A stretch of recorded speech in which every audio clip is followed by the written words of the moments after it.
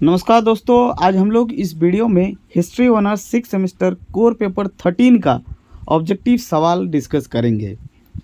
दोस्तों, इस वीडियो में मैंने टॉप 50 सवाल लिया हूं और इतना अच्छा अपना बेस्ट से एक्सप्लेन करने का कोशिश करूंगा, पूरी तरह से दम लगा दूंगा। ठीक है, तो और ये जो सवाल है 50 क्वेश्चन, इससे मैं दोस्तों आप लोगों का 500 क्वेश्चन रेडी करवा दूंगा। ठीक है, बस शर्त है कि आपको पूरा वीडियो को देखना है और आपको इस वीडियो के देखने के बाद आपको कहीं भटकना नहीं है, सिर्फ इसी वीडियो पर टिका रहना है। इसी वीडियो को जितना बार हो सके उतना बार देखना है, लेकिन आपको सपोर्ट भी करना होगा। इस वीडियो को लाइक, शेयर और चैनल को सब्सक्राइब जरूर कीजिएगा जो नहीं किए हैं।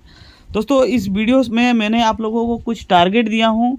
टारगेट क्या है? इस वीडियो को 200 लाइक कर देना है और 100 को कमेंट करना है। दोस्तों, इससे कोई भी मेरे को पैसा नहीं आएगा, मैं इसीलिए ये टारगेट दिया हूँ। मैं देखना चाहता हूँ कि आप लोग भी मेरे को सपोर्ट करते हैं कि नहीं, या फिर मैं ही सिर्फ आप लोगों का सपोर्ट करता हूँ। ठीक है, तो आप लोग ये वाला चीज़ पूरा कीजिए, तभी मैं कोर 14 का वीडियो लाऊंगा, अन्यथा नहीं लाऊंगा। ठीक है, तो चलिए, ये जो चीज़ है इंट्रोडक्शन का बात हो गया है, अभी मैं एक्सप्लेन करूंगा और दोस्तों जितना हो सके मेरे से उतना बेस्ट करने का कोशिश करूंगा। ठीक है, जो मेरा बेस्ट लेवल का है उतना मैं करूंगा। दोस्तों, आपको क्या करना है, आपको एक पेन और पेपर लेकर ही बैठना है, ताकि जो भी मैं बताऊंगा एक्स्ट्रा फैक्ट आपको लिखते हुए चलना है। लिखेंगे तो आपको बार बार वीडियो देखना नहीं पड़ेगा, जिसमें आप लोगों का भी टाइम बचत होगा। और एग्ज़ाम से पहले जब आप लोग जाएंगे, ठीक है, यानी मान के चलिए अगर फॉर एग्जांपल कल अगर आप लोगों का एग्ज़ाम है, तो एक बार ज़रूर से ज़रूर इस वीडियो को भोर में देखिएगा। ठीक है, यानी भोर में देखेंगे तो आपका ये जो क्वेश्चन है पूरा माइंड सेट हो जाएगा। ठीक है, तब आराम से आप 10 में 10 लाएंगे। ठीक है, तो चलिए आज हम लोग ये जो कोर 13 है इसको पूरी एक्सप्लेन करते हैं। ठीक है, तो पहला सवाल है, पाकिस्तान शब्द किसने दिया? दोस्तों, आप लोग बार बार सुनते हैं पाकिस्तान पाकिस्तान। ठीक है, तो पाकिस्तान का मांग किसने किया, ये लोग आप लोग हर एक चीज़ डिटेल्स में पढ़े हैं, जो मैं लाइव क्लास में पढ़ाया हूँ। लेकिन जो पाकिस्तान शब्द है ये किसने दिया? तो पाकिस्तान शब्द को दिया था दोस्तों, याद रखिएगा, चौधरी रहमत अली। ठीक है दोस्तों, ये जो चौधरी रहमत अली थे, ये 1933 में पाकिस्तान का मांग किया था। ठीक है, पाकिस्तान शब्द दिया था और पाकिस्तान का मांग भी किया था। तो याद रखिएगा, पाकिस्तान शब्द को किसने दिया? चौधरी रहमत अली। कब मांग दिया था? तो 1933 में दिया था। और ये जो चौधरी रहमत अली थे वो कौन थे? वो भी एक पंजाब ये के जो प्रेसिडेंट थे वहाँ के एक नागरिक थे, और जो कैम्ब्रिज यूनिवर्सिटी में स्टूडेंट थे। ठीक है, याद रखिएगा, फर्स्ट वीडियो से जो फर्स्ट क्वेश्चन है इसमें इतना ही एक्सप्लेन होगा। ठीक है, उससे ज़्यादा आपको कुछ नहीं करना है। ठीक है दोस्तों, नेक्स्ट क्वेश्चन है, 1947 में भारत की स्वतंत्रता के समय ब्रिटेन का प्रधानमंत्री कौन था? दोस्तों, मैंने आप लोगों को भारत स्वतंत्रता अधिनियम के टाइम जो लाइव क्लास में आप लोगों को पढ़ाया, मैंने बताया था कि जैसे ही सेकेंड वर्ल्ड वॉर ख़त्म होता है, उसके बाद ब्रिटेन में चुनाव होता है और लेबर पार्टी इस चुनाव को जीतते हैं। और लेबर पार्टी का जो हेड थे कौन थे? क्लेमेंट एटली, वो ब्रिटेन के प्रधानमंत्री बनते हैं। दोस्तों, प्रधानमंत्री बनने के बाद ही उनको रियलाइज़ हो गया था कि अब भारत को इतना दिन हम लोग गुलाम बना करके नहीं रख सकते हैं, उल्टा और भी जो देश थे, जो शक्तिशाली देश बन करके उभरे थे, उन लोगों का प्रेशर था। इसलिए क्लेमेंट एटली ने घोषणा किया 30 जून, ठीक है, 30 जून 1948 तक हम लोग हर हालत में भारत को आज़ाद कर देंगे। और ये जो घोषणा था, याद रखिएगा, ये घोषणा किया गया था 20 फरवरी को, 20 फरवरी 1947 को। तो आप लोग को याद क्या क्या रखना है, उस टाइम स्वतंत्रता के समय ब्रिटेन का प्रधानमंत्री कौन था? क्लेमेंट एटली। कौन पार्टी से था? लेबर पार्टी से।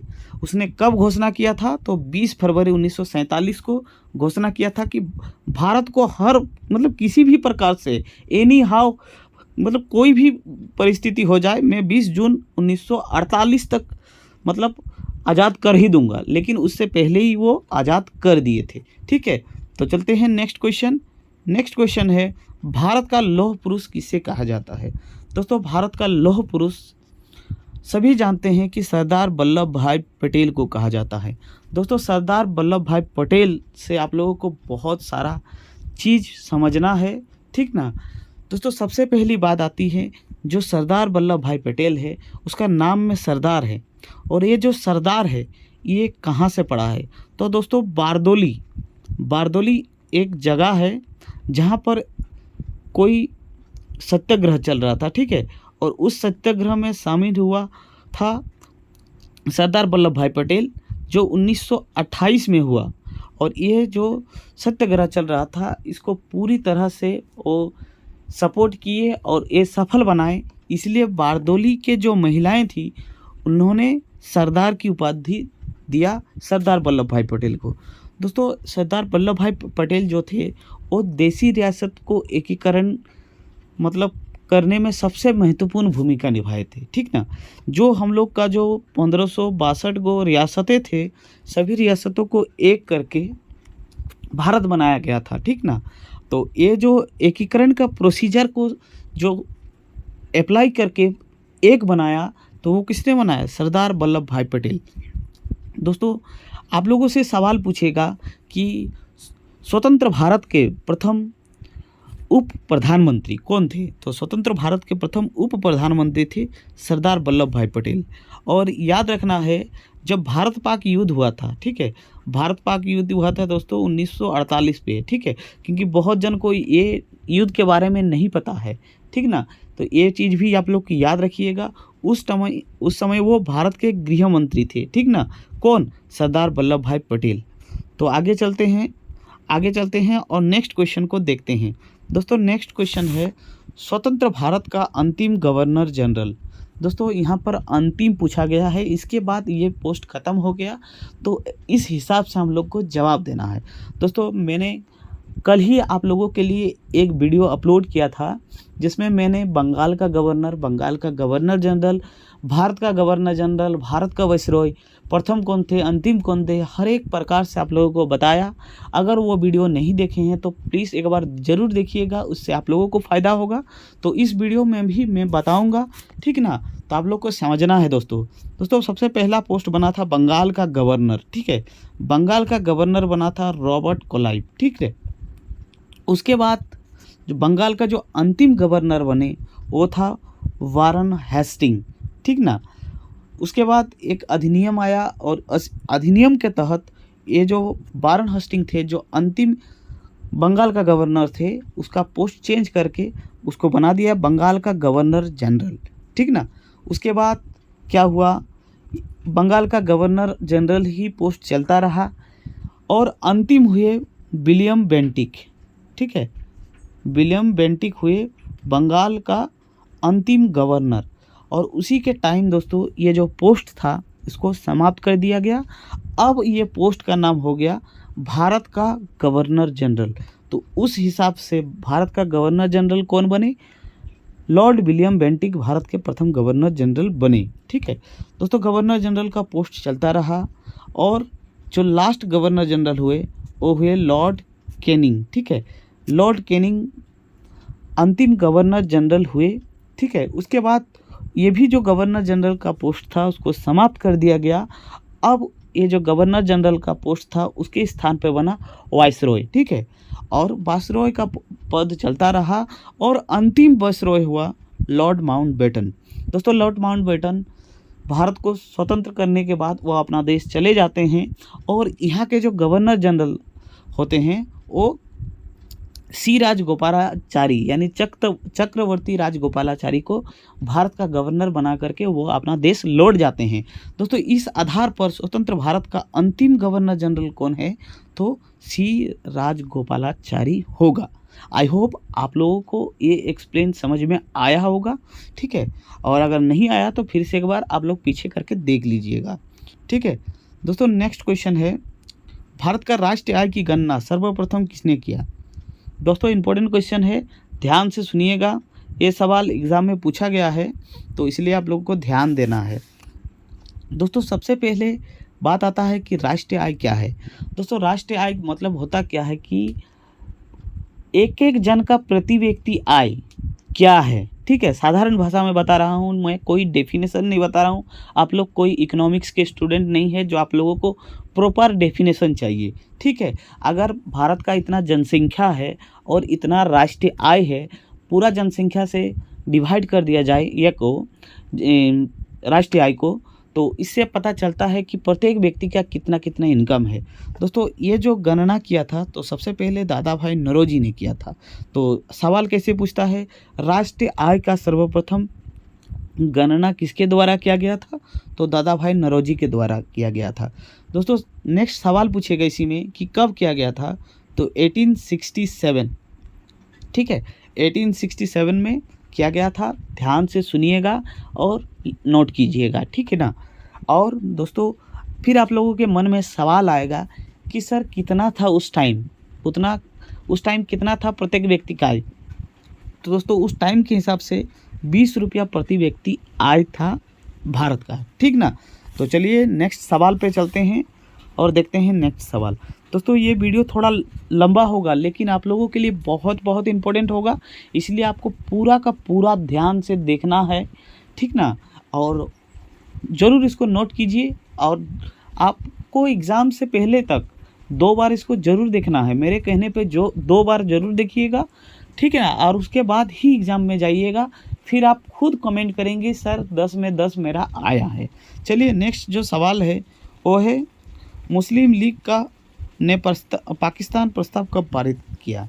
दोस्तों सबसे पहले सवाल आता है कि मुस्लिम लीग, ठीक है, तो सवाल आता है मुस्लिम लीग पर। तो मुस्लिम लीग की स्थापना कब हुआ, तो 30 दिसंबर 1906 को हुआ ढाका बांग्लादेश में, ठीक है। तो कब हुआ, 30 दिसंबर 1906 को ढाका बांग्लादेश में। किसने किया, तो सलीम उल्लाह खां, ठीक है। उसके बाद दोस्तों सवाल जो है, एक पाकिस्तान का प्रस्ताव कब पारित किया गया था, तो 1940 में। ऑप्शन नंबर जो डी है वो राइट है, ठीक है। चलिए नेक्स्ट क्वेश्चन पे चलते हैं। दोस्तों नेक्स्ट सवाल है द्विराष्ट्र सिद्धांत का प्रतिपादन किसने किया, यानी भारत और पाकिस्तान 2 अलग अलग राष्ट्र होगा, इसका कौन सिद्धांत दिया था, ठीक है। तो ये जो क्वेश्चन है इसका आंसर हो जाएगा सर अहमद खान, ठीक है। सर अहमद खान ने ही कहा था कि हम लोग को 2 राष्ट्र अलग अलग चाहिए और वो मतलब जाति के आधार पे बांट हमको चाहिए, ठीक ना। तो आप लोग जानते हैं कि किस प्रोसीजर से बना है, ये आप भली भांति जानते हैं, ठीक ना। चलिए आगे चलते हैं। सवाल है कि मुस्लिम लीग की स्थापना कहाँ हुआ, अभी मैंने आप लोगों को एक्सप्लेन कर दिया। तो ढाका में। कब हुआ था, 30 दिसंबर 1906 में। दोस्तों जब भी आप लोग ये वीडियो देखें, जब मैं बताता हूँ, अगर आप जानते हैं तो आप कहीं भी बैठे हों, भले ही आप अकेले बैठे हों, परिवार आप लोगों के पास हो, तो आप लोग बोलने का कोशिश कीजिए। आप लोग बोलेंगे तो मेरे को ऐसा लगेगा कि आप लोग पास ही में हैं, और आप लोग ऐसा सोच करके पढ़िएगा कि मैं पास में हूँ, आप लोगों का बात सुन रहा हूँ, ठीक ना। कहीं भी हो आप लोग को हाँ या ना करना है, और जो क्वेश्चन का आंसर आप जानते हैं वो उसमें आप लोगों को आंसर अपने से देना है, फिर मेरा आंसर देखिएगा तो आप लोग को ज़्यादा टाइम तक आंसर याद रहेगा, ठीक ना। दोस्तों नेक्स्ट सवाल है स्वतंत्र भारत का प्रथम राष्ट्रपति कौन था। तो दोस्तों ये सवाल बहुत ही इजी है, सभी लोग जानते होंगे। तो स्वतंत्र भारत का प्रथम राष्ट्रपति था डॉक्टर राजेंद्र प्रसाद। दोस्तों ये राजेंद्र प्रसाद को राष्ट्रपति के रूप में संविधान सभा के द्वारा चुना गया था, ठीक ना। संविधान सभा के द्वारा चुना गया था कि डॉक्टर राजेंद्र प्रसाद भारत का राष्ट्रपति होंगे, और उन्होंने अपना सेवा 1950 से लेकर के 1962 तक दिया था दोस्तों, ठीक है। यानी 12 साल वो राष्ट्रपति के रूप में कार्यरत थे। चलिए आगे चलते हैं और देखते हैं नेक्स्ट क्वेश्चन। सवाल है संविधान सभा का अस्थायी अध्यक्ष किसे चुना गया। दोस्तों ये अस्थायी क्या है और स्थायी क्या है। दोस्तों अस्थायी का मतलब नॉन परमानेंट, यानी कोई परमानेंट नहीं है, टेम्पररी, ठीक ना। तो जब संविधान सभा का पहला बैठक हुआ तो आप लोगों से सवाल ऐसे भी पूछ सकता है कि संविधान सभा का प्रथम बैठक कब हुआ। तो याद रखिएगा 9 दिसंबर यानी 9 दिसंबर 1946। दोस्तों मैं हिंदी में कहता हूँ तो थोड़ा बहुत प्रॉब्लम हो जाता है, इसलिए मैं अंग्रेजी में ही बताऊँगा और लिख ज़रूर दूँगा ताकि आप लोगों को प्रॉब्लम नहीं हो, ठीक ना। तो 9 दिसंबर 1946 को संविधान सभा का पहला बैठक हुआ था, ठीक ना, जिसमें उस टाइम तक वो पहला ही बैठक था, इसलिए अध्यक्ष नहीं चुना गया था, इसलिए टेम्पररी अध्यक्ष के रूप में डॉक्टर सच्चिदानंद सिन्हा को अस्थायी अध्यक्ष के रूप में चुना गया, ठीक ना। तो अस्थायी अध्यक्ष के रूप में किसे चुना गया? डॉक्टर सच्चिदानंद सिन्हा को। कब चुना गया? 9 दिसंबर 1946 को, ठीक है। इतना समझ में आ गया तो आप लोग आराम से आंसर दे पाएंगे। तो इसका आंसर क्या होगा? डॉक्टर सच्चिदानंद सिन्हा।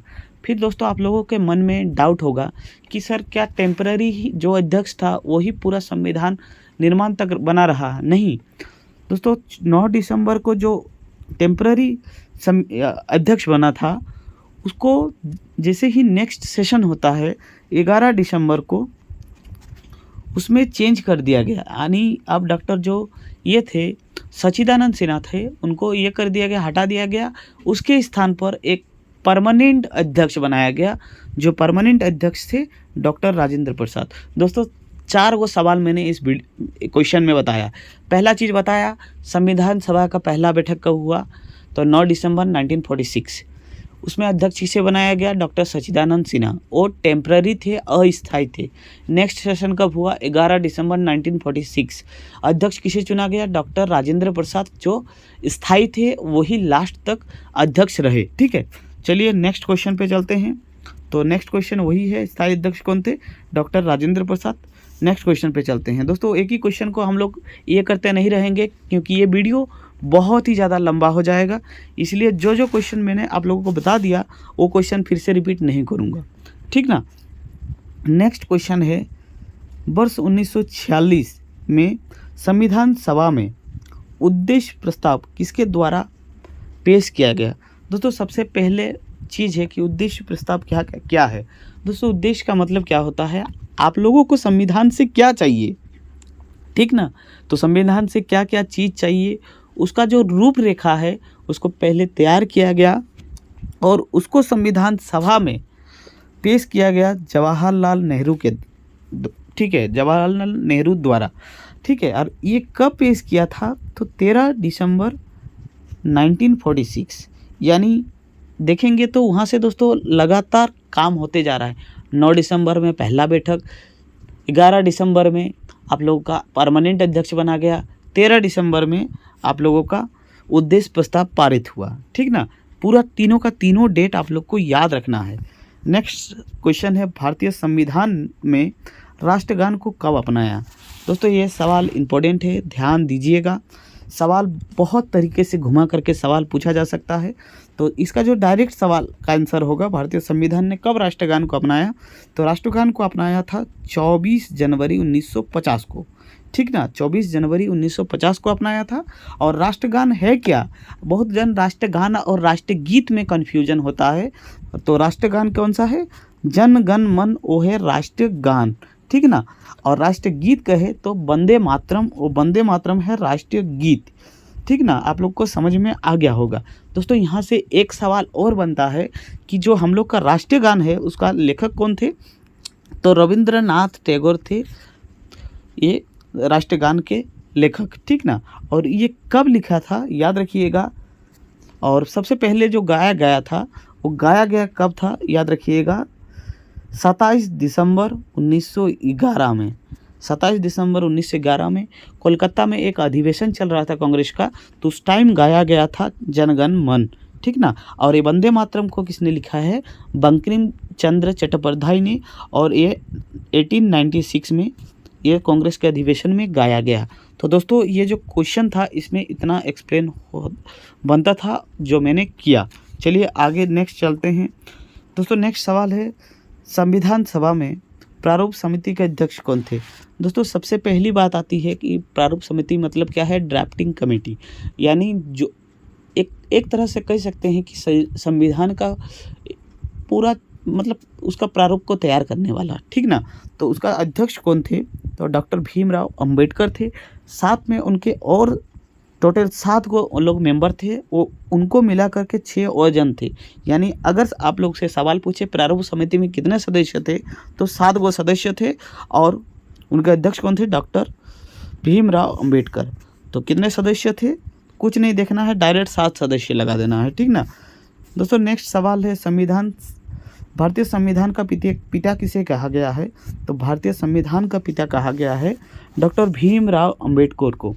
दोस्तों एक सवाल और यहाँ से पूछा जाता है कि डॉक्टर भीमराव अंबेडकर ने संविधान का आत्मा और हृदय किसे कहा है? हार्ट और सोल, ठीक ना। तो हार्ट और सोल किसे कहा है? तो अनुच्छेद 32 को वो भारतीय संविधान का आत्मा कहा है। तो दोस्तों इसमें 2 कन्फ्यूजन और होता है। एक है दोस्तों, अगर आप लोगों से पूछे कि संविधान का आत्मा कौन किसे कहते हैं, संविधान का आत्मा कहेंगे प्रस्तावना को, लेकिन जो डॉक्टर भीमराव अंबेडकर थे वो भीमराव अंबेडकर संविधान का आत्मा 42वें अनुच्छेद को कहा है। तो अलग अलग चीज़ है, आप लोग को क्लियर हो गया होगा, ठीक ना दोस्तों। नेक्स्ट है भारतीय संविधान को कब अपनाया गया? दोस्तों यहाँ से भी बहुत तरह का सवाल पूछा जा सकता है, तो यहाँ पर ध्यान दीजिएगा दोस्तों। दोस्तों सबसे पहले आप लोगों से सवाल है, आप लोग खुद जानते हैं, जहाँ बैठे हैं खुद आंसर करने का कोशिश कीजिए कि संविधान सभा का पहला बैठक कहाँ हुआ। तो संविधान सभा का पहला बैठक हुआ 9 दिसंबर 1946 में, ठीक ना। और सबसे जो लास्ट बैठक हुआ था 26 नवंबर 1949, ठीक ना। और दोस्तों यहाँ तक मतलब ये डेट तक पूरा संविधान बनकर रेडी हो गया और कुछ कुछ अनुच्छेद को पारित भी कर दिया, ठीक है। तो संविधान लागू कब हुआ ये बात अलग है दोस्तों। संविधान को पूरा देश में लागू 26 जनवरी 1950 को हुआ है। और दोस्तों जिसको हम लोग गणतंत्र दिवस के रूप में मनाते हैं, जो हर साल हम लोग 26 जनवरी में झंडा फहराते हैं ना, तो इसी कारण से फहराते हैं क्योंकि हम लोग का संविधान का निर्माण, संविधान को हम लोग लागू किए थे, ठीक ना। तो आई होप आपको क्लियर हो गया। तो संविधान को कब बनाया गया था, कब अपनाया गया था? तो संविधान को अपनाया गया था 26 नवंबर 1950 को। कन्फ्यूजन नहीं होना है, पूरा क्लियर हो गया। और कब अपनाया गया ये हो गया, ठीक है। तो दोस्तों यहाँ पर आप लोग क्लियर कर लीजिए, अपनाया गया तो 26 नवंबर ही लगाइएगा। 26 नवंबर 1949 को पूरा अपनाया लिया गया, लेकिन लागू कब हुआ 50 में, ठीक ना। कंफ्यूज नहीं होना है, पूरा क्लियर बता दिया हूँ क्योंकि बहुत सारा चीज़ पारित हो गया था ना, इसलिए संविधान को अपनाया कब गया था 26 नवंबर 1949, ठीक है। और 26 जनवरी 1950 को लागू किया गया। चलिए आगे चलते हैं, नहीं तो आप लोगों का फिर से कन्फ्यूजन होगा। तो पहला बैठक कब हुआ था? 9 दिसंबर, ठीक है दोस्तों। नेक्स्ट सवाल मोस्ट इम्पोर्टेंट, और जो आप लोगों का लाइव क्लास किए हैं उन सभी को ये क्वेश्चन में मज़ा आ जाएगा क्योंकि हम लोग इस क्वेश्चन को पूरा तोड़ मोड़ दिए हैं, पूरा एक एक चीज का पोस्टमार्टम करके हम लोग पढ़े हैं। दोस्तों सवाल है, गुटनिरपेक्ष आंदोलन की 5 देशों ने मिलकर सर्वप्रथम सफल बैठक कब किया? दोस्तों ये सवाल क्या है दोस्तों, ये इसमें सम्मेलन का बात नहीं कर रहा है। प्रथम बैठक कहाँ हुआ? तो पहला बैठक हुआ था 1961 में बेलग्रेड में, और बेलग्रेड था यूगोस्लाविया की राजधानी। क्लियर हो गया दोस्तों। फिर इसमें और कुछ हम लोग देख लेते हैं दोस्तों। इसमें आप लोग को याद रखना है बाटुंग सम्मेलन, ठीक है। बाटुंग सम्मेलन कब हुआ था? तो बाटुंग सम्मेलन हुआ था 1955 में। फिर आप लोगों से सवाल पूछा जा सकता है कि जब ये जो गुटनिरपेक्ष दल बना था उस टाइम कितना मेंबर था? तो 25 मेंबर था। वर्तमान में 120 देश है। और इसका जो हाल ही में लेटेस्ट में जो सम्मेलन हुआ है वो 19वीं सम्मेलन हुआ है। वो कहाँ हुआ है आप लोग खुद बताने का कोशिश कीजिए। जो पढ़े हैं वही बैठ के बात कीजिए। घर वाला सोचे कि पागल हो गया है, लेकिन आप लोग बोलते रहिए, ठीक ना। तो कहाँ हुआ है? तो वो हुआ है युगांडा की राजधानी कंपाला में, ठीक है। युगांडा की राजधानी कंपाला में हुआ था। और भारत के तरफ से किसने पार्टिसिपेट किया था? तो एस जयशंकर ने, ठीक है। चलिए आगे चलते हैं। नेक्स्ट क्वेश्चन दोस्तों, ये भी पंचशील समझौता क्या है मैं आप लोगों को पूरा तरह से एक्सप्लेन कर दिया हूँ। तो ये जो पंचशील समझौता है ये किनके बीच हुआ था? भारत और चीन के बीच में हुआ था। कब हुआ था? तो 1954 को हुआ था। और दोस्तों ये जो समझौता है ये किस लिए हुआ था, तो तिब्बत को लेकर हुआ था, क्योंकि जो चाइना था वो धीरे धीरे तिब्बत का आसपास के एरिया को ले रहे थे, अपने अंदर समा रहे थे। तो इसलिए क्या हुआ था, प्रधानमंत्री ने सोचा कि इन लोगों के साथ दोस्ती कर लेना ही सही है, क्योंकि नहीं तो धीरे धीरे ये लोग पूरा हर जगह को हड़प लेंगे। इसीलिए पंडित जवाहरलाल नेहरू और चाओ एन ली, ठीक है, चाओ एन ली ने एक समझौता किया जिसे पंचशील समझौता कहते हैं। तो जिसने भी ये जो पंचशील समझौता वाला वीडियो नहीं देखा है तो ज़रूर देखिएगा, बहुत ही ज़्यादा आप लोगों का मदद करेगा इसको समझने में, ठीक ना। नेक्स्ट सवाल है, तो दोस्तों अगर आप लोगों को मेरा मेहनत अच्छा लग रहा है, आप लोगों को वीडियो मस्त लग रहा है, तो ज़रूर लाइक कीजिएगा। लाइक करने से कोई भी पैसा नहीं आता है, जो मैं टारगेट दिया हूँ उसको ज़रूर पूरा कीजिए, ठीक ना। दोस्तों नेक्स्ट है मैकमोहन रेखा।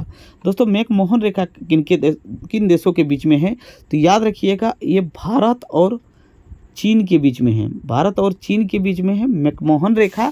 और इसका निर्धारण हुआ था 1914 में। और ये जो दोस्तों रेखा है अरुणाचल प्रदेश में है, ठीक ना दोस्तों। फिर और मैं और कुछ रेखा के बारे में बता देता हूँ, जो आप लोगों से अगर इनफेक्ट पूछ ले तो आप लोग जैसे फंसे ना, ठीक ना दोस्तों। नेक्स्ट है रेड क्लिफ रेखा। तो ये किसके बीच में है, ये इंडिया और पाकिस्तान के बीच में है। इसका निर्धारण कब हुआ था, तो 1948 को हुआ था। दोस्तों आप लोग खुद जानते हैं, माउंटबेटन आया था, सीमा निर्धारण करके गया था, ठीक ना। तो ये चीज़ है रेड क्लिफ रेखा, भारत और पाकिस्तान के बीच में। नेक्स्ट है डूरंड रेखा, ठीक है। तो डूरंड जो रेखा है वो है भारत और अफ़गानिस्तान के बीच में, भारत और अफ़गानिस्तान, ठीक ना। सॉरी दोस्तों, ये जो अफ़गानिस्तान और पहले भारत हुआ करता था, ठीक ना, अफ़गानिस्तान और भारत के बीच में था। लेकिन जैसे ही वो पाकिस्तान पीओके वाला एरिया कब्जा लिया, उसके बाद ये जो रेखा है ये अफ़गानिस्तान और पाकिस्तान के बीच में हो गया।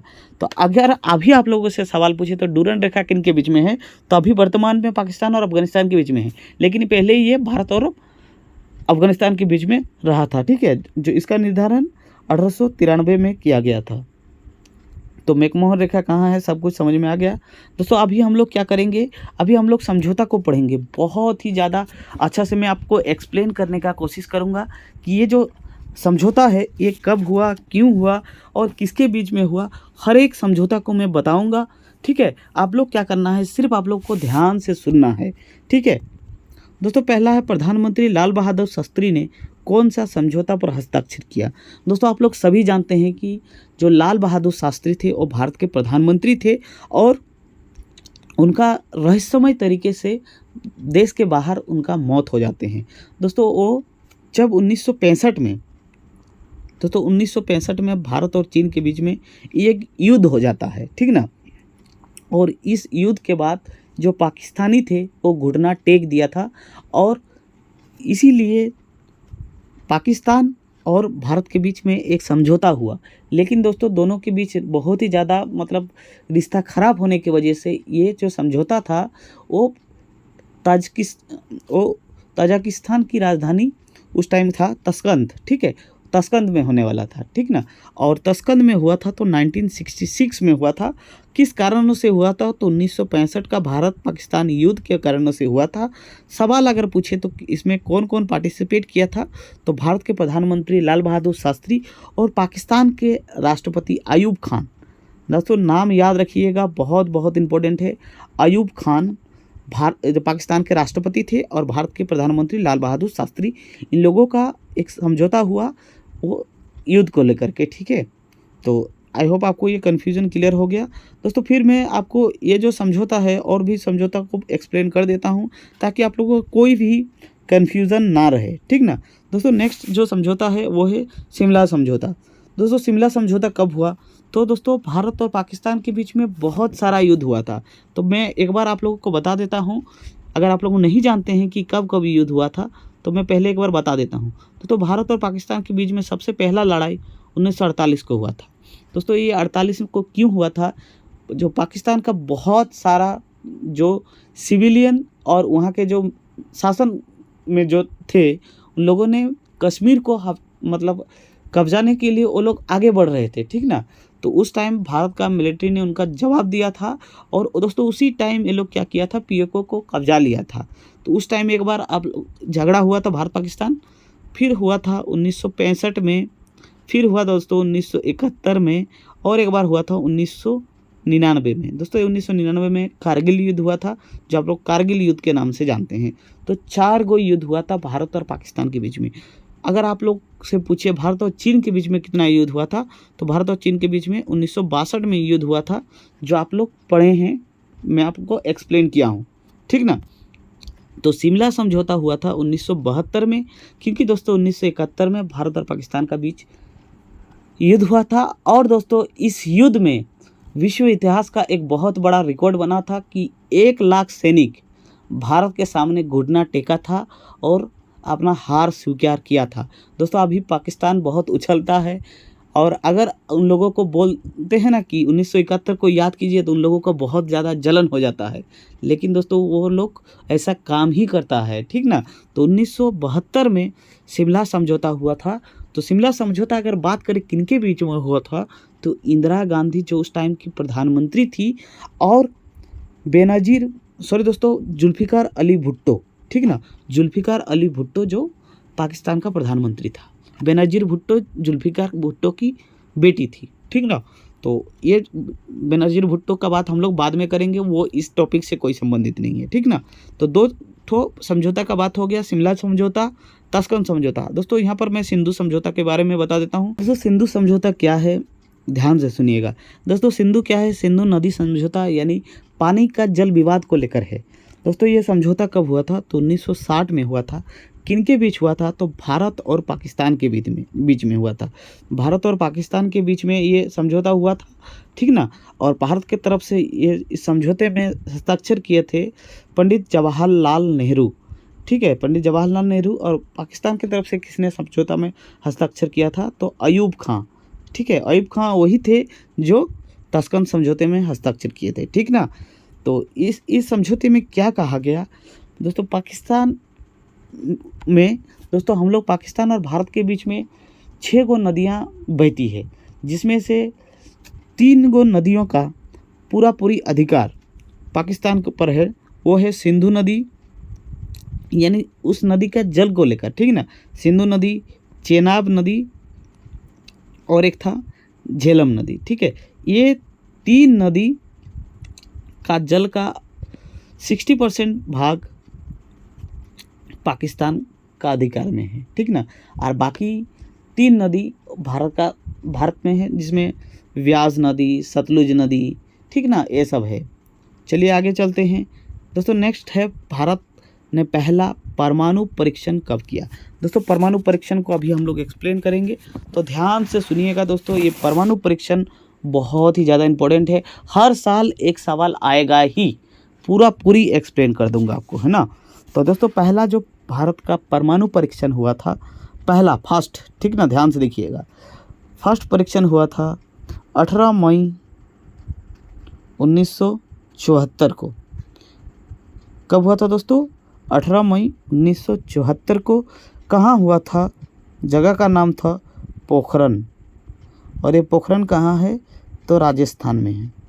क्या बताया, तो दोस्तों मैंने बताया कि भारत का पहला परमाणु परीक्षण 18 मई 1974 को हुआ है।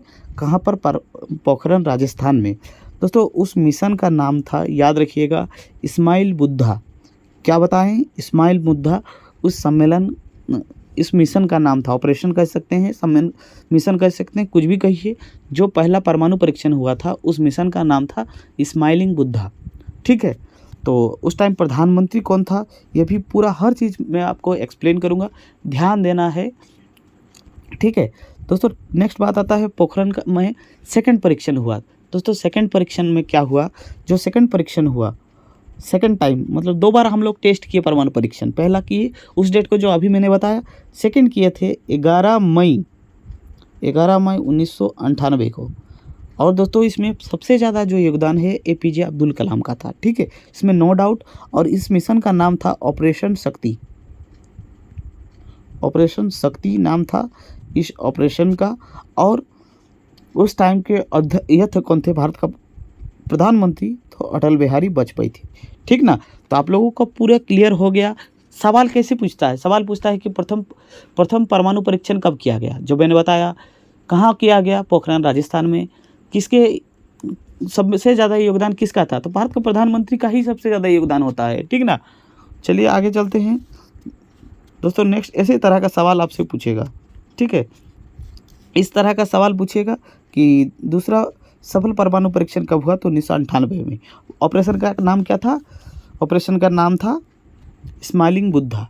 नेक्स्ट सवाल है कि इंदिरा गांधी ने किस समझौता पर हस्ताक्षर किया था? दोस्तों मैंने अभी कुछ देर पहले बताया कि उसका शिमला समझौता पर हस्ताक्षर किया गया था 1971 में, भारत पाकिस्तान के युद्ध के पश्चात। दोस्तों नेक्स्ट क्वेश्चन है, एशियाई क्षेत्रीय मंच का संबंध किस संगठन से है? दोस्तों आप लोगों ने नाम सुना होगा सार्क। दोस्तों सार्क क्या है? सार्क है दक्षिण एशियाई क्षेत्रीय सहयोग संगठन। दोस्तों जो दक्षिण एशिया के देशों को मिला करके बनाया गया था, जिसमें टोटल 8 देश है। इसका स्थापना कब हुआ था? तो 8 दिसंबर, डेट याद रखिएगा 1985। ये डेट मोस्ट इम्पोर्टेंट है। डेट है 8 दिसंबर 1985 को। कितना देश है? 8 देश है। और इसका स्थापना कहाँ किया गया था? तो ढाका बांग्लादेश में किया गया था। और वर्तमान में इसका जो हेडक्वार्टर है, मुख्यालय है, वो काठमांडू में है। ठीक है, काठमांडू नेपाल में है। आपको क्लियर हो गया होगा। तो एशियाई क्षेत्र का जो आर्थिक मंच है कौन है?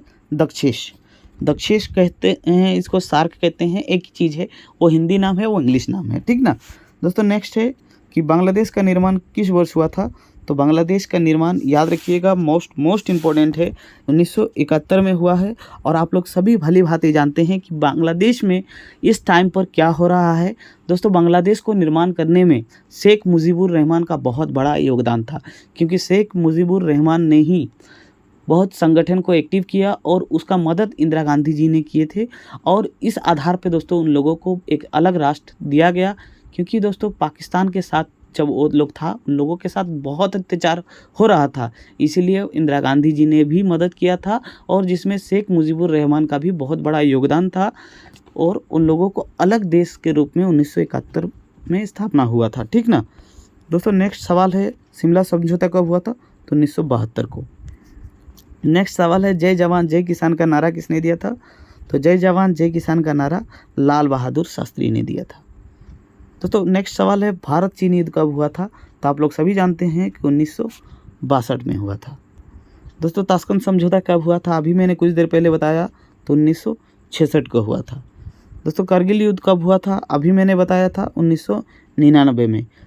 4 गो युद्ध कब हुआ था बताइए? 1948। नेक्स्ट हुआ था 1965, 1971। नेक्स्ट हुआ था 1999। पूरा रट लीजिए, मेरे तरह एकदम रट लीजिए, पूरा याद हो गया है, आप लोग को याद रखना है। दोस्तों नेक्स्ट क्वेश्चन है, योजना आयोग के प्रधान अध्यक्ष कौन है? दोस्तों सबसे पहले हम लोग जानते हैं कि योजना आयोग है क्या। दोस्तों योजना आयोग क्या है? एक सरकारी तो नहीं, सेमी सरकारी कह सकते हैं कि एक संस्था है, जिनका उद्देश्य क्या होता है? जिनका उद्देश्य होता है कि सरकारी योजना का निर्माण करना।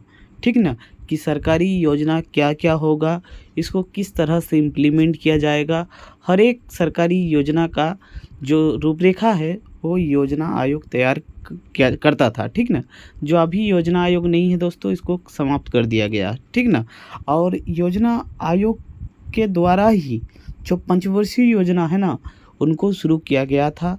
ध्यान से समझिएगा, बाद में मैं कनेक्ट करके आपको बता दूंगा। ठीक ना, तो योजना आयोग का जो स्थापना है याद रखिएगा, वो 15 मार्च 1950 को हुआ था। और योजना आयोग के अध्यक्ष होते हैं भारत के प्रधानमंत्री। तो इस सवाल में पूछा गया था कि योजना आयोग के अध्यक्ष कौन है? तो योजना आयोग के अध्यक्ष प्रधानमंत्री। स्थापना कब हुआ था? ये मोस्ट इम्पोर्टेंट है। फिर दूसरा आपसे कुछ नहीं पूछेगा। ठीक ना, इसके अध्यक्ष कौन होते हैं और इसकी स्थापना कब हुआ था, ये मोस्ट इम्पोर्टेंट है। ठीक ना, चलिए आगे चलते हैं। नेक्स्ट है सवाल, राष्ट्रीय विकास परिषद की स्थापना कब हुई? दोस्तों बात करते हैं राष्ट्रीय विकास परिषद की, तो इसकी स्थापना हुई थी 6 अगस्त 1952 को, ठीक ना। और इसके भी अध्यक्ष होते हैं भारत के प्रधानमंत्री यानी पीएम, ठीक ना। और इसके सदस्य की बात करें जो अक्सर पूछा नहीं जाता है, लेकिन मैं बता दे रहा हूँ, इनके सदस्य में कौन कौन आते हैं। भारत के प्रधानमंत्री आते हैं, साथ ही साथ कैबिनेट के जितने भी मंत्री होते हैं वो आते हैं, और राज्य के जितने भी मुख्यमंत्री होते हैं, चाहे कोई भी राज्य हो, कोई भी पार्टी से हो, राज्य के मुख्यमंत्री, कैबिनेट के जितने भी मंत्री और प्रधानमंत्री, इन सब को मिला करके बनाया होता है राष्ट्रीय विकास परिषद। राष्ट्रीय विकास परिषद का काम क्या है, कोई भी राष्ट्रीय जो योजना होता है उनको बनाना, और जिसमें इन लोगों का मेन काम है इसका देख रेख में कार्य हो, ठीक ना। तो आप लोगों को याद रखना है यहाँ से दो चीज़ कि राष्ट्रीय विकास परिषद का अध्यक्ष कौन है, तो प्रधानमंत्री, और इसका स्थापना हुआ था 52 में, 6 अगस्त 1952, ठीक है। चलिए आगे चलते हैं। नेक्स्ट सवाल है, भारत में हरित क्रांति के जनक कौन है। दोस्तों हरित क्रांति की बात करें तो इसका एग्जैक्टली डेट दोस्तों ये नहीं आता है, तो अगर आप लोग को मोटा मोटी जानना है तो 1968 से लेकर के 69 के बीच में हुआ था हरित क्रांति, ठीक ना। और हरित क्रांति का भारत में जनक अगर बात करें तो है एम.एस. स्वामीनाथन, ठीक ना। और इसमें स्पेशली कृषि पर जोर दिया गया था, उनके तकनीकों पर जोर दिया गया था, और मोटे अनाज में इसमें ध्यान दिया गया था कि उसका पैदावार को कैसे बढ़ा सकते हैं, आधुनिक तरीके से किस तरह से हम लोग मतलब फसल उगा सकते हैं जिसमें हम लोग का जो प्रोडक्शन है वो ज़्यादा हो और किसान का फ़ायदा हो, ठीक है। तो हरित क्रांति का जनक किसे कहते हैं, तो एम.एस. स्वामीनाथन। कब हुआ था, इसमें स्पेशली इसमें गेहूं और चावल के ऊपर ज़्यादा ध्यान दिया गया था, ठीक ना। चलिए आगे चलते हैं और नेक्स्ट सवाल को देखते हैं। दोस्तों नेक्स्ट सवाल है, सूचना का अधिकार कानून कब बना। तो दोस्तों जो शब्द है उससे ही पता चलता है कि सूचना का अधिकार मतलब कोई भी विभाग हो, कोई भी काम हो, ठीक ना, कुछ कुछ को छोड़ करके बाकी आप लोग हर एक जगह में सूचना का अधिकार अधिनियम के तहत आप लोग सूचना प्राप्त कर सकते हैं, ठीक ना। मान के चलिए आप लोगों का कहीं पर ऐसा काम हो रहा हो, आप लोग अगल बगल जिसका जानकारी आप लोग को लेना हो, तो उस विभाग को आप लोग को एक सूचना का अधिकार अधिनियम यानी एक आरटीआई एक्ट ये करना है, लगाना है, और इससे आपको क्या होगा, वो विवश है उसको जानकारी देना ही होगा आपको, ठीक ना। तो आपसे ऐसा तरह का सवाल नहीं पूछा जाएगा, आपसे सिर्फ पूछा जाएगा कि सूचना का अधिकार अधिनियम कानून कब बना था, तो याद रखिएगा 1905 को बना था, ठीक ना। और ये सिर्फ और सिर्फ बनाया गया था भ्रष्टाचार के खिलाफ सूचना जैसे मिल सके इसलिए बनाया गया था, ठीक ना। नेक्स्ट है योजना आयोग का स्थापना। दोस्तों मैंने अभी बताया कुछ देर पहले, तो 1950। नेक्स्ट है प्रथम पंचवर्षीय योजना की शुरुआत कब हुई। दोस्तों पंचवर्षीय योजना के बारे में थोड़ा हम लोग पढ़ेंगे और यहाँ पर समझिएगा। दोस्तों फर्स्ट बात आती है कि पंचवर्षीय मतलब योजना मतलब क्या होता है। दोस्तों सरकार ने देखा कि अगर हम लोग वर्ष प्रति वर्ष अगर योजना बनाएंगे तो ये क्या होगा, हम लोग को हर साल नया नया योजना बनाना पड़ेगा, ठीक ना। इसलिए उन लोगों ने रूस का मॉडल को कॉपी किया, जहाँ पर वहाँ पर दोस्तों पंचवर्षीय योजना मतलब जोसेफ स्टालिन ने शुरू किया था, ठीक ना। 1928 के आसपास वहाँ पर रूस में स्टार्ट हुआ था ये पंचवर्षीय योजना। इसके तहत 5 साल में किस तरह का काम होगा उसका ये योजना बना लिया जाता है और उसी के तहत 5 साल कार्य होता है। तो भारत में भी पंचवर्षीय योजना के जो जनक है वो पंडित जवाहरलाल नेहरू है। पंडित जवाहरलाल नेहरू को पंचवर्षीय योजना के जनक माने जाते हैं। वो जो मॉडल था ये रूस से लिया गया है और भारत में स्टार्ट हुआ था 1951 से लेकर के 56, ठीक है, ये प्रथम था। और इस मॉडल को कहा जाता है हेरोल्ड डोमर मॉडल, ठीक है। हेरोल्ड डोमर मॉडल इस पहले पंचवर्षीय योजना को कहा जाता है। दोस्तों बहुत सारे योजनाएं आता रहा और वर्तमान में दोस्तों 17वें जो ये था पंचवर्षीय योजना था उसके बाद ये योजना ख़त्म कर दिया गया। ठीक है, तो यहाँ पर थोड़ा देख लीजिएगा दोस्तों, मेरे को याद नहीं आ रहा है कि लास्ट पंचवर्षीय योजना कौन सा था, 12 या फिर 13 था, ठीक ना, 17 नहीं। और इसके बाद यानी 2017 के बाद ये समाप्त कर दिया गया और इसके स्थान पर दोस्तों अभी क्या है, अभी नीति आयोग बनाया गया है। ठीक है, और नीति आयोग ने क्या कहा, नीति आयोग ने कहा कि हम लोग प्रत्येक वर्ष योजना के हिसाब से ही काम करेंगे, 5-5 वर्ष के हिसाब से नहीं काम करेंगे। तो आप लोग को क्या याद रखना है पंचवर्षीय योजना से, पंचवर्षीय योजना का शुरुआत कब हुआ, तो 51 से लेकर के 56 के बीच में प्रथम पंचवर्षीय योजना। ठीक ना, इसके जनक कौन है, तो जवाहरलाल नेहरू। ये किस मॉडल पे है, तो रूस के मॉडल पर है। और पहले मॉडल को कहा जाता है, यानी पहले पंचवर्षीय योजना को कहा जाता है हैरोल्ड डॉमर मॉडल। ठीक ना, चलिए आगे चलते हैं दोस्तों। नेक्स्ट क्वेश्चन है, कश्मीर के भारत में विलय पत्र पर हस्ताक्षर किसने किया। तो दोस्तों सबसे पहले आप लोग समझिएगा दोस्तों, लॉर्ड माउंटबेटन ने यहाँ पर भारत को कहा था कि आप लोग जो कई रियासतों में बटे हुए हैं, आप लोग एक हो जाइए, या फिर अगर आप लोग जैसे वहाँ पर यह चल रहा था, आंदोलन चल रहा था, बहुत ही ज़्यादा हिंसक, मतलब कह सकते हैं कि बहुत ही ज़्यादा ख़राब स्थिति था भारत का। उस टाइम पर उन्होंने एक उपदेश दिया, एक सुझाव दिया कि आप लोग अगर आप लोग पाकिस्तान में ही मिलना चाहते हैं तो आप लोग पाकिस्तान के साथ मिल जाइए, या फिर आप लोग हिंदुस्तान के साथ रहिए, ऐसे टुकड़े टुकड़े अलग अलग मत रहिए, इससे आप लोगों का ही नुकसान है। तो बहुत लोगों ने भारत के साथ और कई लोगों ने पाकिस्तान के साथ जाकर के मिल गए और एक देश बनाए। लेकिन दोस्तों 3 को ऐसा रियासत था जो ना ही भारत के साथ ना ही पाकिस्तान के साथ मिला। तो वो रियासत कौन सा था, एक था जूनागढ़, एक था हैदराबाद, एक था कश्मीर। ये 3 ऐसा रियासत था जो ना ही पाकिस्तान और ना ही हिंदुस्तान से मिले। ठीक ना, लेकिन दोस्तों बाद में जूनागढ़ में क्या हुआ, जनमत कराया गया, यानी सभी को वोटिंग कराया गया कि आप लोग किनके साथ रहना चाहते हैं। तो उसमें देखा गया कि ज़्यादातर लोगों का फेवर भारत की तरफ था, इसलिए जूनागढ़ को भारत में शामिल किया गया। दोस्तों हैदराबाद में क्या हुआ, हैदराबाद में धीरे धीरे वो मतलब विद्रोह का रूप ले रहा था, इसीलिए वो सैनिक कार्रवाई करके वो हैदराबाद को भारत में मिला दिया गया।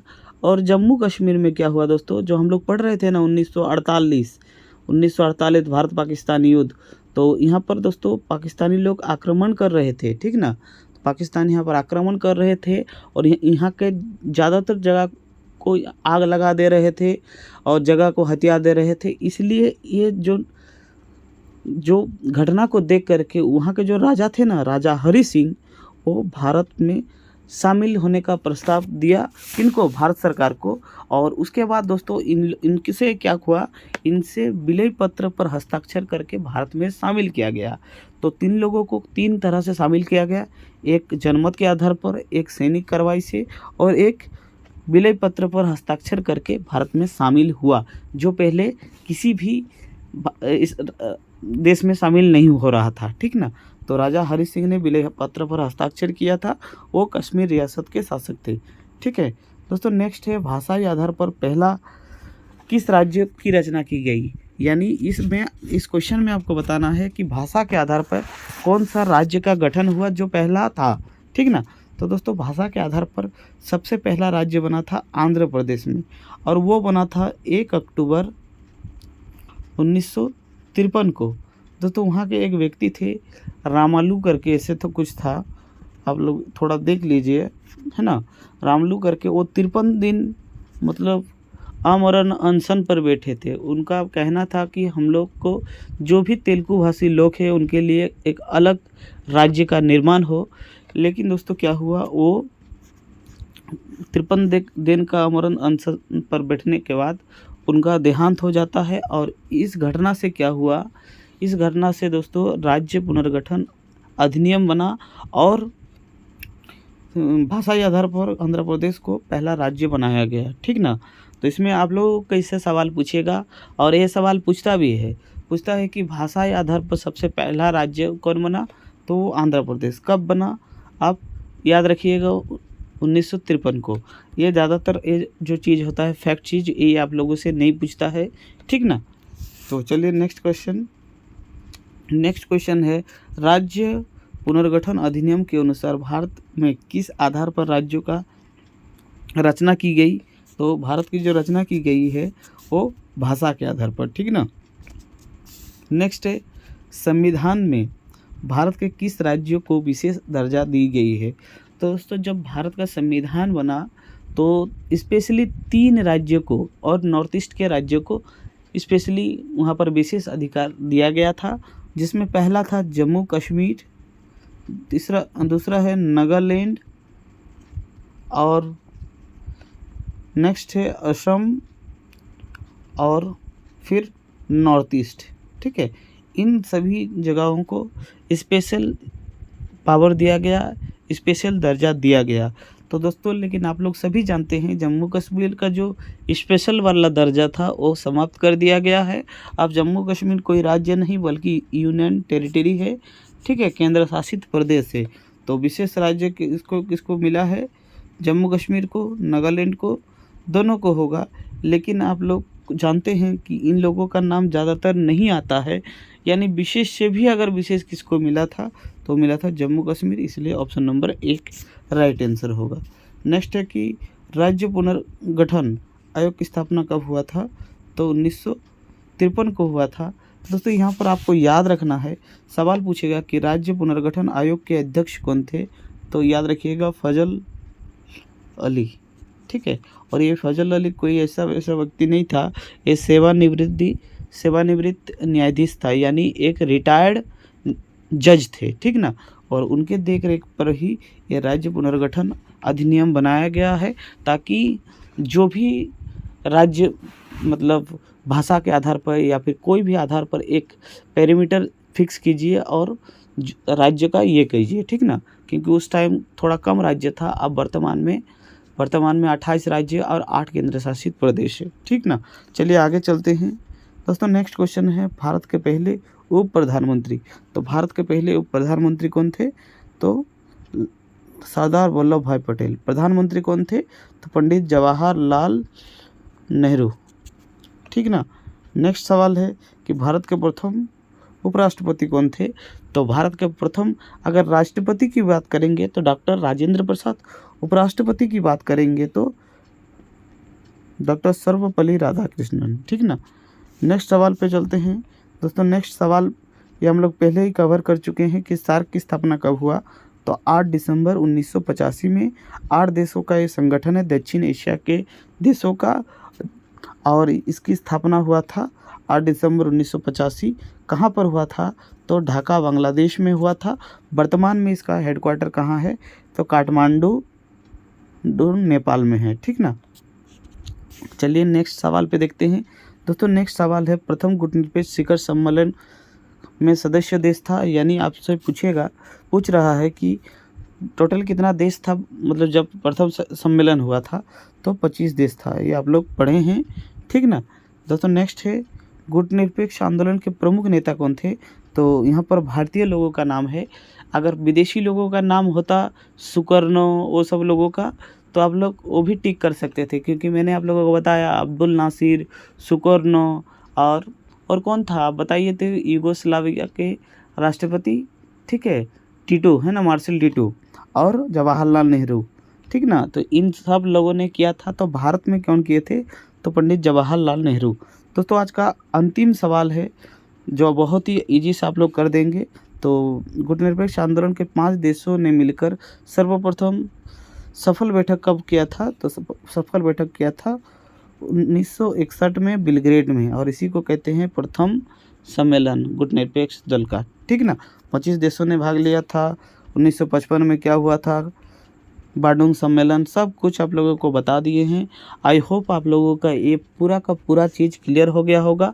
दोस्तों प्लीज़ आप लोगों से रिक्वेस्ट है कि अगर आप लोगों को अच्छा लगा है तो आप लोग लाइक और कमेंट ज़रूर कीजिएगा। जो मैंने आप लोगों को 200 लाइक का टारगेट और 100 कमेंट का टारगेट दिया, आप लोग ज़रूर अचीव कीजिएगा, ठीक ना। और फिर मिलते हैं हम लोग को नेक्स्ट वीडियो में, तब तक के लिए जय हिंद।